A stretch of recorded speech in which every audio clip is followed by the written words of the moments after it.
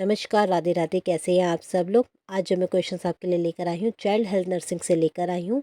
तो please video को अंत तक देखें, चैनल को लाइक एंड सब्सक्राइब करना ना भूलें। फीटस में स्केलेटन मैच्योरिटी मुख्य रूप से किस हार्मोन के कारण होती है। फीटस में एक गर्भस्थ शिशु में स्केलेटन मैच्योरिटी मुख्य रूप से किस हार्मोन के कारण होती है। इसका आंसर है थायरॉक्सिन। थायरॉक्सिन हार्मोन के कारण स्केलेटन मैच्योरिटी होती है एक फीटस में। निम्नलिखित में से हेपेटाइटिस वायरस में से कौन सा पेरिनेटल ट्रांसमिशन के लिए सबसे महत्वपूर्ण है। Which hepatitis virus is most important for perinatal transmission. यहाँ यह पूछा जा रहा है कि प्रेगनेंसी के आखिरी समय डिलीवरी के दौरान माँ से बच्चों को होने वाले इन्फेक्शन में इन चारों में से सबसे ज़्यादा खतरा किस हेपेटाइटिस वायरस से होता है।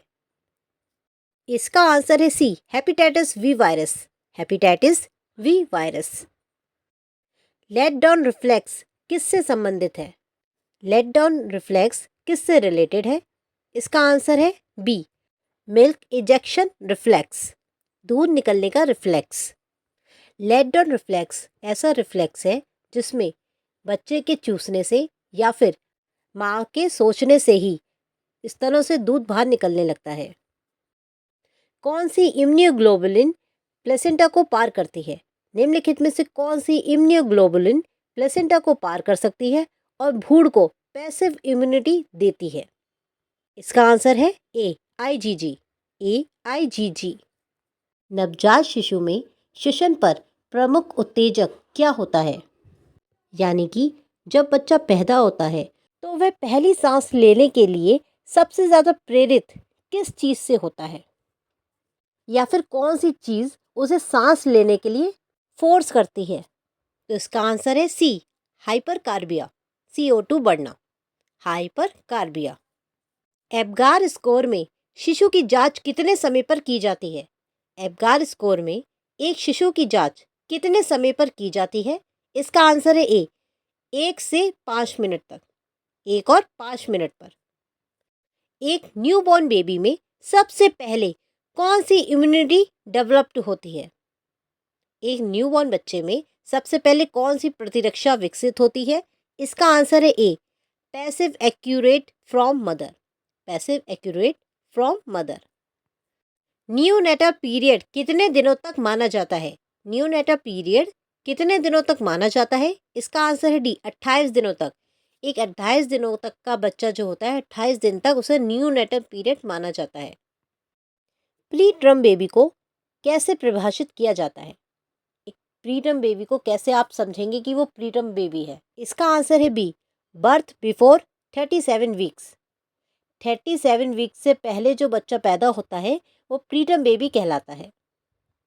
एक न्यूबॉर्न बेबी में हाइपोथर्मिया का सबसे पहला लक्षण क्या है। एक न्यूबॉर्न बेबी में हाइपोथर्मिया का सबसे पहला लक्षण क्या है। इसका आंसर है बी, कोल्ड टू टच, ठंडा महसूस होना। एक बच्चे का जन्म 34 सप्ताह पर हुआ है, वो किस श्रेणी में आएगा। एक बच्चे का जन्म 34 सप्ताह पे 34 वीक्स पे हुआ है, वह किस श्रेणी में आएगा। इसका आंसर है बी, प्रीटर्म बेबी, वो प्रीटर्म बेबी कहा जाएगा। रेस्पिरेटरी डिस्ट्रेस सिंड्रोम मुख्य रूप से किसकी कमी से होता है। रेस्पिरेटरी डिस्ट्रेस सिंड्रोम मुख्य रूप से किसकी कमी से होता है। RDS इसका मतलब है एक नवजात शिशु में गंभीर सांस लेने में परेशानी होना। ये बीमारी ज़्यादातर प्रीटर्म बेबीज में होती है, ठीक है। और ये किसकी कमी से होती है, ये सर्फेक्टेंट की कमी से होती है। सर्फेक्टेंट एक पदार्थ होता है जिसकी कमी से ये बीमारी होती है। एक न्यूबॉर्न बेबी के जन्म के समय उसका एवरेज ब्लड वॉल्यूम कितना होता है। एक नवजात शिशु के जन्म के समय का एवरेज ब्लड वॉल्यूम कितना होता है। इसका आंसर है सी, 75 से 80 ml पर kg, ठीक है। kg के हिसाब से 75 से लेके 80 ml तक। यार मुझे बहुत कोल्ड हो रखा है इसलिए मेरा गला बहुत बैठा हुआ है। हाइपोथायराइडिज्म का सबसे पहला लक्षण क्या होता है।